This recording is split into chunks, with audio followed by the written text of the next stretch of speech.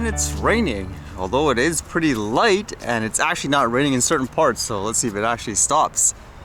Although with that in mind, what did I read today? I guess the first thing I read, actually there was blizzards over in the Toronto area. It says it looks kind of crazy too.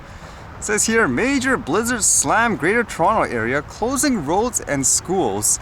Extreme cold weather alert in effect in Toronto with temperatures plunging to -15 with wind chill. You can see from some of the posts online, this one says, PSA, it's not fun out there, stay home people. There's videos posted of how much snow is coming down, and it says here, Environment Canada says the snowfall could break previous record of 33 centimeters in a single day. That's a lot of snow. Imagine if we got that much here, we'd probably be shut down completely. Because I know in some places they handle this amount of snow like it's a normal day, but most people here were still not prepared for it. And this was everywhere. Apparently people are claiming a drone was used as a weapon. It says Abu Dhabi oil tanker explosions, 3 killed and 6 injured in suspected drone attack as Houthis claim responsibility. Yemen's Iran-aligned Houthi movement has claimed responsibility for the attack on the UAE. 3 fuel trucks exploded and a fire broke out near Abu Dhabi airport on Monday in what Yemen's Iran-aligned Houthi group said was an attack deep inside the United Arab Emirates. Quoting police, a UAE state-run news agency reported that 3 people were killed in the tanker truck explosions, 2 Indian nationals and 1 Pakistani national.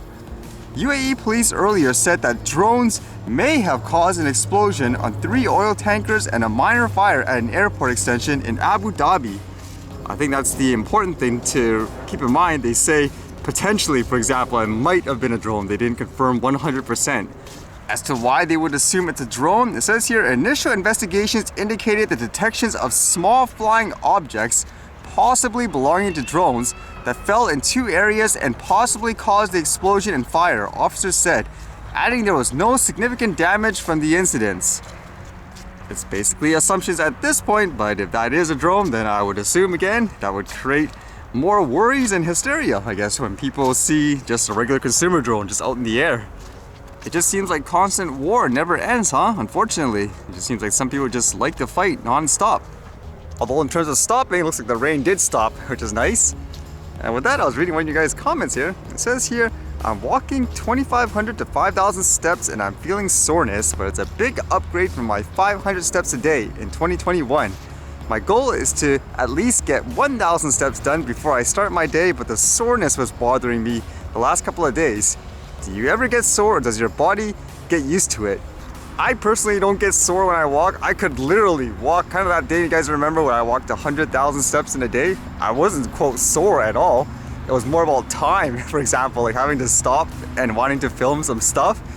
I've just gotten used to it all these years, but like anything though, obviously when you're starting out, you're gonna get tired. You should take, I guess, incremental steps, no pun intended, in terms of, I guess, whatever fitness goals that you have. For me, it's more of a lifestyle. It's not a diet, for example, or a routine saying, oh, I have to do this because this is my, quote, exercise for the day per se. It's just, I'm walking, I have to, it's my form of transportation. So for me, it's normal in that sense. In terms of footwear, I couldn't tell you exactly what brand this is. I usually just buy whatever's on sale, just based on type. For example, waterproof shoes, or if it's meant for, like, say, hiking or something like that. I'm not usually too picky. With that in mind though, I actually got a free pair of shoes for Christmas. I actually haven't worn it yet because I didn't think it would be ideal for things like snow and stuff, but maybe I'll try it out because they say it's supposed to be comfortable and all that, but I guess we'll see. In terms of a tracker, technically I use a bunch of them if you think about it. I use the Google Fit one, which you can see I use for the screenshot at the end. I still use that one where you get the rewards and stuff for walking. I actually have some credits in there. I don't know if I should cash out in that thing. And at the same time, for some of the things I play, like the Pokemon Go and all that, they track your steps too. So there's a bunch of different stuff. There's nothing wrong with taking breaks and all that. Everyone's different and everyone has kind of like a different journey, I would say. I could go on forever for stuff like this, but for myself, I usually try to break down every single thing in life, I guess, analytically, in terms of structure. Okay, why do people do this? What's the reason for it? And then afterwards, you can kind of break everything down to a science, in my opinion. Oh, what the heck?